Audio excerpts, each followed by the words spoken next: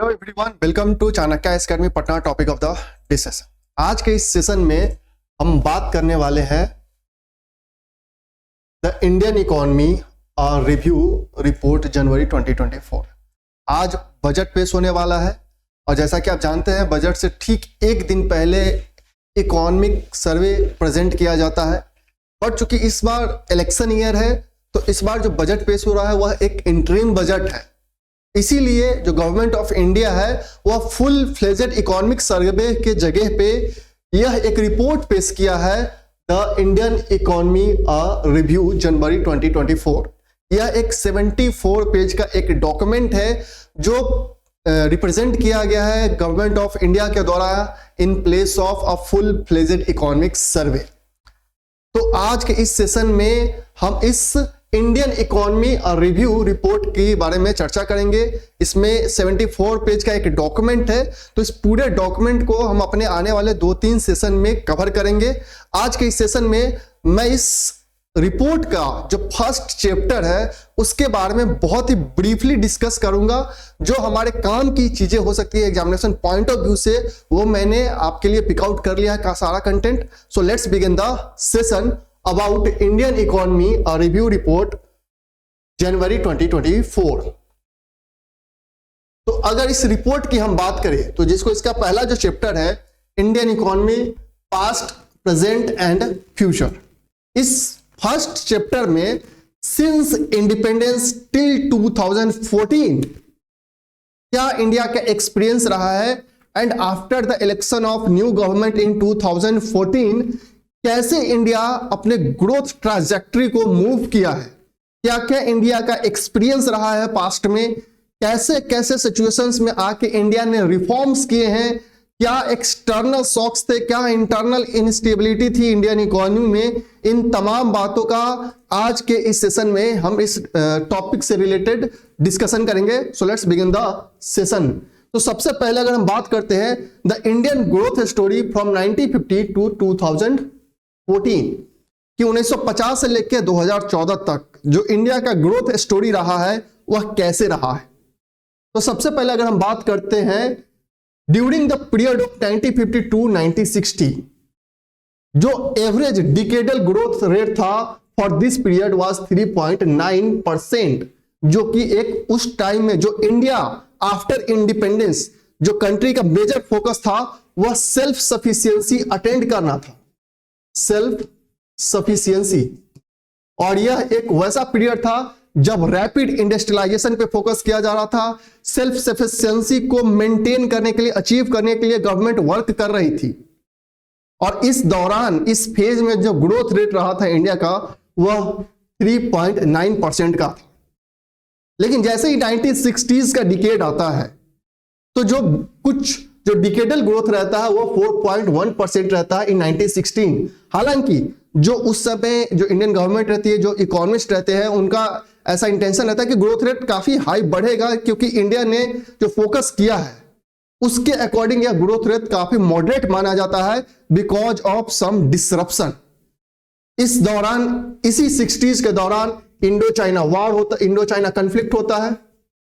Indo China conflict 1962 में, 1965 में India Pakistan war, और इसी 65 के दौरान बहुत सारे फैमाइन के सिचुएशन देखे जाते हैं कंट्री में। तो एक्सटर्नल शॉक्स और इंटरनल डिसरप्शन, इसके कारण जो 60s में ग्रोथ रेट रहता है वह 4.1% के अराउंड रहता है।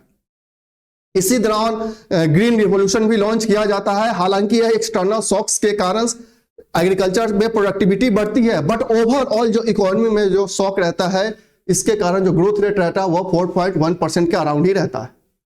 The 1970s witnessed a devaluation of Indian rupee bye sharp 59%। और 1970s के दौरान जो इंडियन रूपी का वैल्यू है कंपेयर टू डॉलर उसमें काफी ज्यादा डीवैल्यूएशन देखा जाता है, डीवैल्यूएड बाय 57%। और यह एक ऐसा पीरियड था 1970s का जिस दौरान ओवरऑल ग्लोबल लेवल पे इकोनॉमिक स्लोडाउन हो चुका था। वाइल शॉक्स, वाइल क्राइसिस इस दौरान हो रहा था, इंडिया में भी काफी ज्यादा डिसरप्शन देखा गया था, इंडो बांग्लादेश वॉर चल रहा था, लिबरेशन वॉर चल रहा था। इसी दौरान जो सिविल लिबर्टीज है वह कटेल कर दिया गया था by the government due to the imposition of emergency in 1975। Because of all these events जो बेसिकली जो इंडियन रुपी था वह डिवैल्यूएट हो गया बाय 57%। शार्प डाउनफॉल हुआ in the decadal average growth rate जो कि 1970s के दौरान 2.9% रहा। तो जो एक्सटर्नल इवेंट्स हो रहे थे, इंडिया में जो इंटरनल जो पॉलिटिकल इनस्टेबिलिटी थी और वाइल्ड शॉक्स जो ग्लोबल लेवल पे था, ग्लोबल स्लोडाउन हो चुका था, इन सब कारणों से यह काफी ज्यादा शार्प डाउनफॉल देखने को मिला इस ग्रोथ रेट में।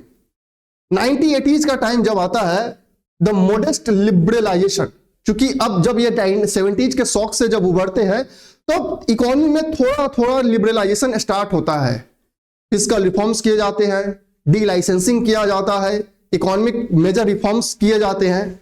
सो that modest liberalisation combined with massive government spending led to GDP growth improving to 5.7% in 1980s। और इसी 1980s के दौरान जो गवर्नमेंट स्पेंडिंग काफी अधिक होती है, इससे जीडीपी जो ग्रोथ है उसमें लिटिल इंप्रूवमेंट देखने को मिलता है और वो 5.7% रहता है। मोडेस्ट कह सकते हैं, मोडेस्ट लिबरलाइजेशन, अभी तक फुल लिबरलाइजेशन नहीं होता है यहां पे। अब जब बात करते हैं इसी दौरान हम इसी दौरान 1980s के दौरान भी एक काफी ज्यादा एक्सटर्नल शॉक्स देखने को मिल रहे थे in the form of breakup of Soviet bloc and the Iraq Kuwait war adversely contributed to the trade and disrupted the current account balance during 1990-1991।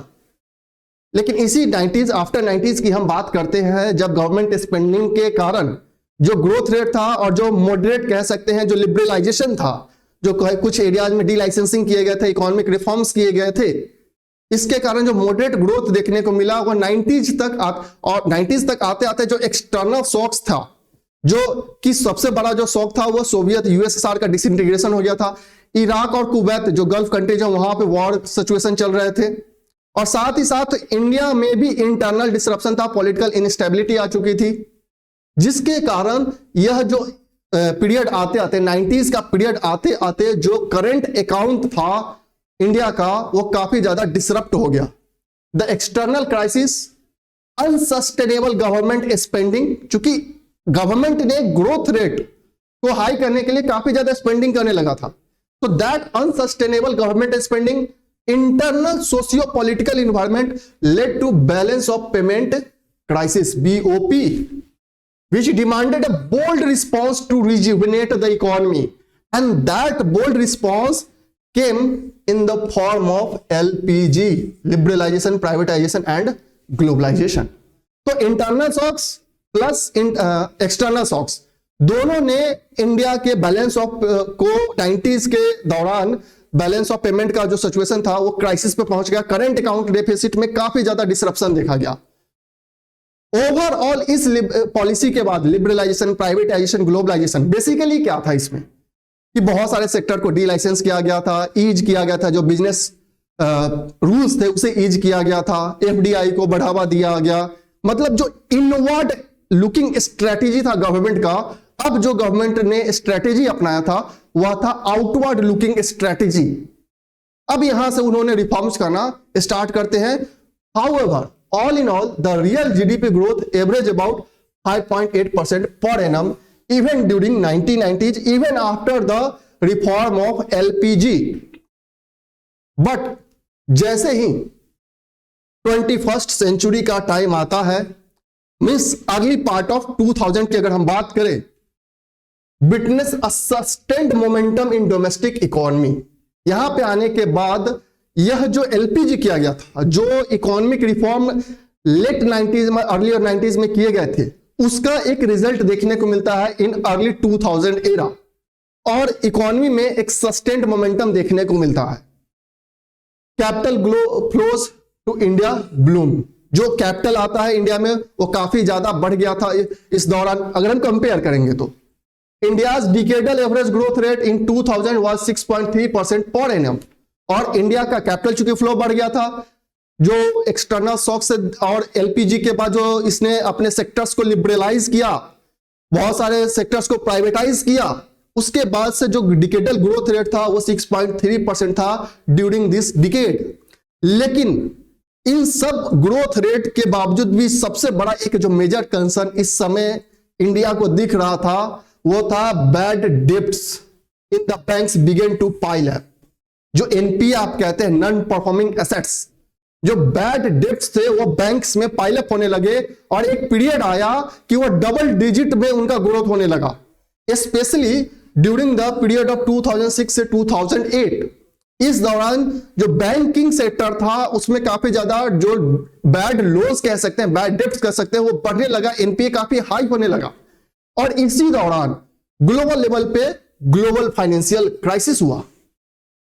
तो अगेन एक एक्सटर्नल शॉक और जो इंटरनल पाइलअप हो रहा था bad loans, again Indian economy को thresh कर दिया।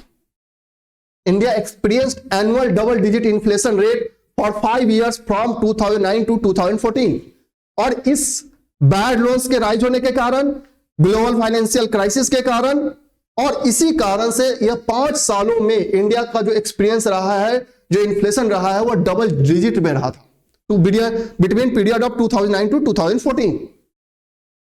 In 2013 and the Indian rupee crashed against US dollar, और जिसका परिणाम यह हुआ इन ओवरऑल जो अभी आप देख रहे हैं जो शॉक्स आ रहे थे कि 2013 में अगेन इंडियन जो रुपी था वह क्रैश हो गया अगेंस्ट द यूएस डॉलर। और बिटवीन 2009 to 2014 एनुअली जो डेप्रिसिएशन देखा गया वह 5.9% का था ऑफ इंडियन रुपी। तो ये बेसिकली एक शॉर्ट में स्टोरी था कि कैसे 1950 से हम 2014 तक क्या क्या एक्सपीरियंस कर रहे थे। अब क्या लेसन्स मिलता है इंडियन गवर्नमेंट को, lessons from the growth experience till 2014 कि 2014 तक, जो न्यू गवर्नमेंट जब 2014 में आती है तब तक उन्हें क्या लेसन मिल चुका था इन पास्ट के इवेंट से। तो पहला हम अगर बात करते हैं, first, Indian economy transition from a closed economy to an open economy. जैसा कि जस्ट मैंने आपको शुरू में डिस्कशन किया था कि 1950s के दौरान जब ग्रोथ रेट 3.9 के % का अराउंड रहता है तो इंडिया का मेजर एम क्या रहता है कि सेल्फ सफिशिएंसी मेंटेन करना है, रैपिड ट्रांजिशन करना है टुवर्ड्स द इंडस्ट्री। लेकिन अब यहां पे जब ओवरऑल जब यह करने के बाद 1970s तक इंडिया को यह एक्सपीरियंस हो जाता है कि इससे काम नहीं चलने वाला है, तब धीरे धीरे वो सेक्टर्स को लिबरलाइज करना स्टार्ट करता है और फाइनली 1990 में वह इकोनॉमी को ओपन करता है। तो इंडिया का जो पहला एक्सपीरियंस रहता है कि इंडियन इकोनॉमी जो है वह एक ट्रांजिशन के फेज से गुजरा है from closed economy to the opened economy, and the period from 1950 से 1980 was characterised by import substitutions. और जो 1950 से 1980 का एरा था उस दौरान जो इंडिया का मेजर फोकस रहता है कि हम इंपोर्ट को कैसे सब्स्टिट्यूट करें, जो चीज हम इंपोर्ट कर रहे हैं उसे कैसे यहीं पे इंडिया में कैसे एक्सपोर्ट को बढ़ावा दे, इंपोर्ट को कम करें, कैसे करंट अकाउंट डेफिसिट को बैलेंस किया जाए, बैलेंस ऑफ पेमेंट को कैसे मेंटेन किया जाए। तो 1980s तक का जो एरा था वह इंपोर्ट सब्स्टिट्यूशन और एक्सपोर्ट को बढ़ावा देने का मेजर इंटेंशन था। The post 1980 period featured several pro business reforms aim the realisation that the controlled regime was not delivering the expected results. और जो 1980s का पीरियड तक जो आफ्टर जो पोस्ट 1980 जो प्रो बिजनेस रिफॉर्म्स हो रहे थे वह इंडियन गवर्नमेंट को ऑलरेडी एक्सपीरियंस दे चुके थे कि जो एक कंट्रोल्ड रिजीम है कि हर एक सेक्टर पर सिर्फ गवर्नमेंट का कंट्रोल हो, वह एक्सपेक्टेड रिजल्ट अगर नहीं दे रहा है तो इकोनॉमी में चेंज लाने की जरूरत है। और इसी का परिणाम हुआ कि लिबरलाइजेशन धीरे धीरे करना स्टार्ट हुआ। सेकेंड जो एक्सपीरियंस रहा, Indian economy transition from dominance of public investment to the coexistence of public and private investment. सिर्फ पब्लिक एग्जिस्टेंस से काम नहीं चला सकता था, इंडियन इकोनॉमी को रिवाइव करने के लिए private investment plus public investment दोनों की जरूरत थी। And the third one, technology began to identify as a key growth driver.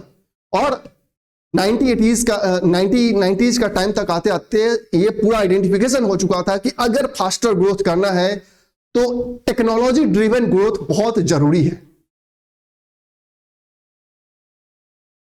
2014 से अब 2024 डिकेड ऑफ ट्रांसफॉर्मेटिव ग्रोथ। जब ये लेसन इंडियन गवर्नमेंट लर्न कर चुकी थी जब 2014 में गवर्नमेंट बनती है। अब यह डिकेड जो था वो ट्रांसफॉर्मेटिव डिकेड था। कैसा डिकेड था हम बात करते हैं। अगेंस्ट दिस एफोर्समेंट और mentioned context prime minister Modi government assume power in 2014 कि जितने भी अभी तक हम कॉन्टेक्स्ट मेंशन कर रहे थे कि ये चैलेंजेस थे, ये इंडिया का एक्सपीरियंस रहा था जब न्यू गवर्नमेंट पावर में आती है। Since then Indian economy has undergone many structural reforms that have strengthen its macro economic fundamentals. और after coming into the power in 2014 बहुत सारे स्ट्रक्चरल रिफॉर्म्स किए जाते हैं, माइक्रो इकोनॉमिक जो फंडामेंटल्स है उसमें चेंज लाए जाते हैं, जिससे कि फिर से इंडियन इकोनॉमी को ऑन ट्रैक लाया जाता है। और आज एक स्टेज है कि हम हर एक सेक्टर में काफी ज्यादा बूम कर रहे हैं। India one of the largest economy बनते जा रहा है, वर्ल्ड लेवल पे 5th लार्जेस्ट इकोनॉमी बन चुका है। These reforms have led to India emerging as the fastest growing economy among G20 economies। और इसी का परिणाम था, इंडियन इकोनॉमिक रिवाइव का परिणाम था, ग्रोथ का परिणाम था कि इंडिया जो है बड़े बड़े अब ग्लोबल ऑर्गेनाइजेशन को होस्ट कर रहा है। और यह आप देख सकते हैं हायर ग्रोथ रेट इंडिया ने दर्ज किया। पोस्ट पैंडेमिक रिकवरी की हम बात करते हैं, has seen the urban unemployment rate decline to 6.6%। और यह स्ट्रक्चरल रिफॉर्म्स का ही परिणाम है कि पोस्ट पैंडेमिक में इंडिया इतना अधिक रिकवरी कर पाया है। Number of net new subscribers to EPFO in the age group of 18 से 25 उसमें भी 55% का एक्सीड देखने को मिला है। प्रधानमंत्री गरीब कल्याण अन्न योजना के तहत 80 करोड़ सिटीजन्स को फॉर 5 मोर ईयर्स 2028 दिसंबर 2028 तक अन्न दिया जाएगा। ट्रांसपोर्ट की अगर हम बात कर ले, रोड हो, रेल हो, एयर नेटवर्क हो, इवन जो हम कह सकते हैं जो आपको वाटरवेज है उसमें भी काफी ज्यादा इन्हांसमेंट देखने को मिला है। बहुत सारे प्रोजेक्ट्स रन किए गए हैं। तो बेसिकली क्या है ये इकोनॉमी, कैसे ये ट्रांसफॉर्मेटिव चेंज कहां से आया है? तो ये मेजर स्टेप्स हैं जो इंडिया को ट्रांसफॉर्म कर रहे हैं, जो 2014 तक एक बहुत ही स्लो ग्रोथ रेट से चल रहा था, जैसा कि हमने देखा भी। एजुकेशन की बात कर ले, चाहे वह नंबर ऑफ यूनिवर्सिटीज की बात हो या फिर ग्रॉस एनरोलमेंट की बात हो, सब में इंप्रूवमेंट दिखा गया है because of these structural changes.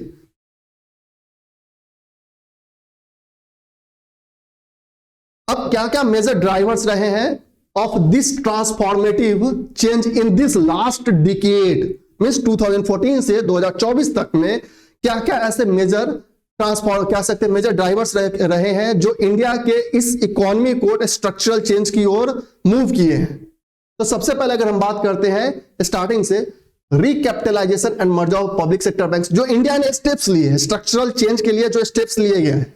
Amendment of SARFAESI act 2002, enactment of IBC insolvency and bankruptcy code 2016। और ये जो तीनों रिफॉर्म्स मेजर किए गए हैं, these reforms have helped clean up the balance sheet of banks and corporates. ये जो banking में हम लोग देख रहे थे कि 2000 एरा में सबसे बड़ा कंसर्न क्या था कि बैड डेब्ट्स राइज हो रहे थे। तो गवर्नमेंट जब 2014 में पावर में आती है तो इन रिफॉर्म से जो बैंक का बैलेंस शीट है, जो कॉर्पोरेट बैलेंस शीट है, उसे मेंटेन किया जाता है, उसे सही किया जाता है, उसमें रिफॉर्म्स लाए जाते हैं। Real estate regulation and development act 2016, ताकि जो रियल एस्टेट में जो ब्लैक मनी यूज हो रहा था उसे कंट्रोल किया जा सके, उसमें ईज बढ़ाया जा सके, आसानी से इन्वेस्टमेंट एग्जिस्ट को ऑप्शन दिया जा सके। चेंज इन टैक्सेशन सिस्टम, और सबसे बड़ा जो सिस्टम आता है वो GST, goods and service tax. यहां से जो number of GST tax payers है 2022 में डाटा के अकॉर्डिंग अराउंड 1.4 करोड़ है, जिससे कि टैक्स रिजीम में चेंज आया है, स्ट्रक्चरल चेंजेस देखे गए हैं टैक्स सिस्टम में। और यही इसी का जीएसटी का ही एक मेजर परिणाम है कि इंडिया का ease of doing business ranking में काफी ज्यादा इंप्रूवमेंट दिखा गया है। A major reform over the last 9 years is the transition in engagement of government with the private sector for the developmental agenda. और सबसे बड़ा अगर इस ओवरऑल कहे 9 years में जो चेंज रहा है वो गवर्नमेंट का cooperation with the private sector for developmental agenda रहा है। या प्राइवेट सेक्टर को भी उतना इन्वॉल्व किया जाए जितना गवर्नमेंट है। फॉर एग्जाम्पल आत्मनिर्भर भारत अभियान की तरह ले लें, हम लोग मेक इन इंडिया प्रोग्राम की बात कर रहे हैं, PLI production linked incentive scheme बात कर ले, लिबरलाइजेशन ऑफ एफडीआई। अब बहुत सारे सेक्टर्स में ऑटोमेटिक रूट से 100% एफडीआई अलाउ कर दिया गया। तो ये जो स्ट्रक्चरल चेंज है और प्राइवेट सेक्टर का जो इन्वॉल्वमेंट है वो कहीं ना कहीं इंडियन इकोनॉमी को बहुत ज्यादा रिवाइव किया है। and the decriminalization of minor economic offenses under the Companies Act 2013। ये जो 2013 एक्ट था उसमें जो माइनर इकोनॉमिक रिफॉर्म्स है जिसे डीक्रिमिनलाइज किया गया, एग्जिस्ट ऑप्शन दिए गए, ईज थोड़ा बिजनेस जो रूल्स थे थोड़ा उसे ईज किया गया। ये सारे जो रिफॉर्म्स थे कहीं ना कहीं इंडियन इकोनॉमी के कह सकते हैं ग्रोथ, मेजर ग्रोथ ड्राइवर्स थे। अदर सेक्टर्स की बात कर ले, रिफॉर्म इन एमएसएमई सेक्टर, कि इंडियन इकोनॉमी को रिवाइव करने के लिए सिर्फ लार्जर स्केल इंडस्ट्री पे फोकस करने से नहीं संभव हो पाता बेसिकली। तो इसमें गवर्नमेंट ने क्या किया, एमएसएमई सेक्टर में भी काफी ज्यादा इंप्रूवमेंट की, supported small business to recover from the impact of pandemic and grow further. और इसको रिफॉर्म करने के लिए पोस्ट पैंडेमिक रिकवरी फास्ट हो पाए, गवर्नमेंट ने बहुत सारे रिफॉर्म्स लिए, जैसे emergency credit line guarantee scheme ECLGS, revision in the definition of MSME, जो एमएसएमई का डेफिनेशन था उसमें चेंज लाए गए, और साथ ही साथ द जो एम्बिट था आत्मनिर्भर भारत का उसे ओपन किया गया, introduction of trades to address the delayed payment for MSME, large scale public spending since 2014 to address the infrastructure and logistic bottlenecks. और 2014 के बाद से गवर्नमेंट का एक अदर मेजर जो फोकस रहा है कि जो लॉजिस्टिकल कह सकते हैं इशूज है, जो इंफ्रास्ट्रक्चर बोटलनेक्स है, उसे रिमूव करने के लिए गवर्नमेंट ने लार्ज स्केल पब्लिक स्पेंडिंग की है इन the form of road connectivity के लिए भारतमाला प्रोजेक्ट आया, पोर्ट इंफ्रास्ट्रक्चर के लिए Sagarmala project, electrification, railways, road upgradation के लिए, न्यू एयरपोर्ट डेवलपमेंट के लिए, रीजनल कनेक्टिविटी बढ़ाने के लिए उड़ान स्कीम लाया गया, use of technology and digital platforms. अब जैसे हमने बताया कि जो नया जो रिफॉर्म था उस पे AI ड्रिवेन टेक्नोलॉजी का यूज किया जाने लगा। तो ये सारे जो मेजर्स थे वो कहीं ना कहीं जो इंफ्रास्ट्रक्चर और लॉजिस्टिक बोटलनेक्स थे उसे रिमूव करने के लिए, उस बैरियर को हटाने के लिए ये चीजें की गई थी। Alongside all these measures, it is also important to recall that inclusive growth policies have also been at the core of India's policy over the last decade.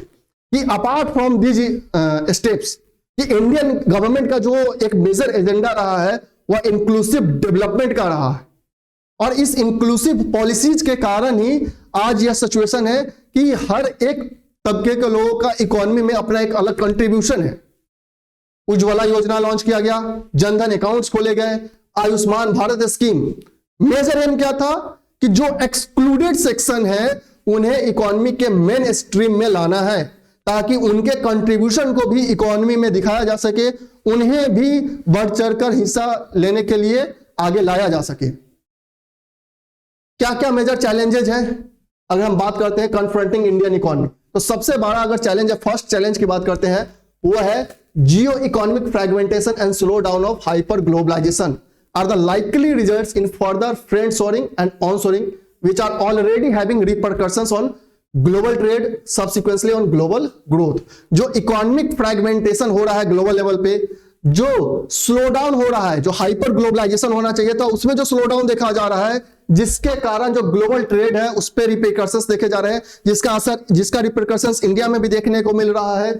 जो इसके कारण जो ग्रोथ होना चाहिए ग्लोबल ग्रोथ, उसमें स्लो डाउन देखने को मिल रहा है। सेकेंड, जो ट्रेड ऑफ हो रहा है between the energy security and economic growth versus energy transition.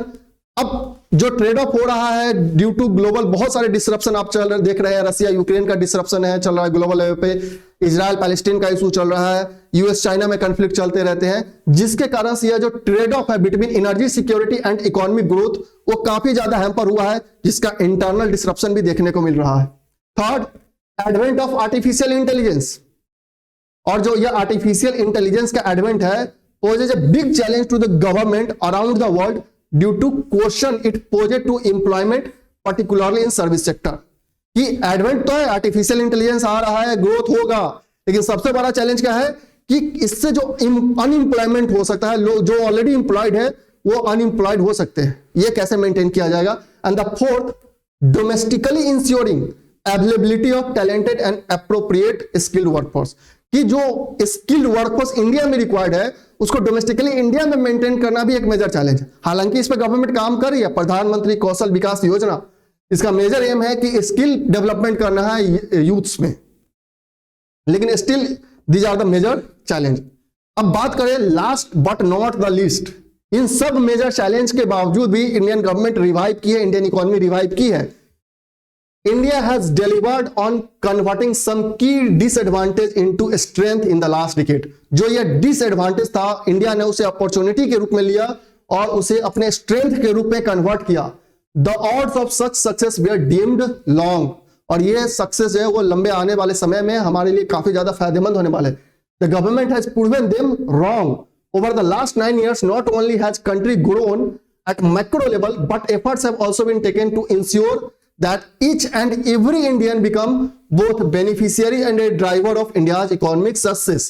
और जो गवर्नमेंट जो ये बोटलनेक्स बताए जा रहे थे, जो ये मेजर हर्डल्स बताए जा रहे थे, गवर्नमेंट उन सबको रॉन्ग प्रूफ करते हुए इकोनॉमी को रिवाइव किया, not only at macro level but वैसा रिकवरी किया जहां पे हर एक को जो कह सकते हैं बेनिफिशियरी जो बेनिफिट्स है स्कीम्स के वो पहुंचाए जा सके। In sum India's mission mode approach to getting better of festering challenge stands the country in a good state in meeting the current and emerging challenges. और जो इंडिया का जो आफ्टर जो 2014 जो मिशन मोड में काम कर रहा है इकोनॉमी को रिवाइव करने के लिए, इन सारे सिचुएशंस चैलेंजेस से इंडिया डील करते हुए अपने इकोनॉमी को एक अच्छे स्टैंड पे रखे हुए है। India embarks on her Amrit Kal with the confidence and attitude that challenge to growth and inclusive development are stepping stones and not the obstacles। और जो अमृत काल का फेज चल रहा है उसमें इंडिया ने कंप्लीटली अपने कॉन्फिडेंस के साथ उसे डील करते हुए और इन चैलेंजेस को बस एक छोटा सा ऑब्स्टेकल्स मारते हुए कि एक ऐसा नहीं कि बहुत बड़ा हर्डल है, और इंडिया का जो विजन है इंक्लूसिव डेवलपमेंट का, सस्टेनेबल ग्रोथ का, वो इंडिया अचीव जरूर कर लेगा। तो ये था बेसिकली इंडियन इकोनॉमी का ये जो रिव्यू रिपोर्ट आया है उसका फर्स्ट चैप्टर। आने वाले सेशन में हम उसके नेक्स्ट चैप्टर्स को भी कवर करेंगे। आई होप आपको एक ब्रीफ जो है इंडिया का पास्ट प्रेजेंट और फ्यूचर का जो एक इसमें ब्रीफ जो दिया गया था डिटेल्ड, मैंने उससे समझाने की कोशिश की है। आई होप आपको समझ में आ गया होगा। So that's all for today, thank you.